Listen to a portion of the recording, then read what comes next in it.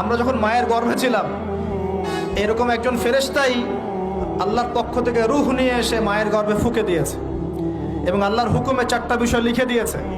আমরা প্রত্যেকে যখন মায়ের গর্ভে ছিলাম বয়স ছিল 4 মাস 10 দিন। আমরা তো সব ভুলে গেছি এখন, এগুলো মাত্র 4 মাস 10 দিন। এখন শরীরে শক্তি আছে তো এই জন্য শৈশব বাল্যকাল সব ভুলে গেছি। আবার একদিন শরীরে শক্তি থাকবে না, তখন আবার আল্লাহ আল্লাহ করা শুরু করবে। 2 দিন ডায়রিয়া হলেই আল্লাহ আল্লাহ শুরু হয়ে যায়। যখন মানুষ সুস্থ থাকে আল্লাহর বিরুদ্ধাচারণ করে, আল্লাহ বলতে কেউ নাই। ঠিক আছে?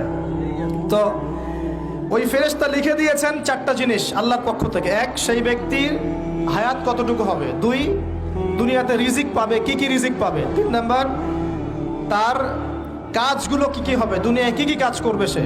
আর 4 নাম্বার, তার সৌভাগ্য, সে সৌভাগ্যবান হবে না দুর্ভাগ্যবান হবে, মানে জান্নাতি হবে না জাহান্নামী হবে। এটা লিখে দেওয়া হয়ে গেছে।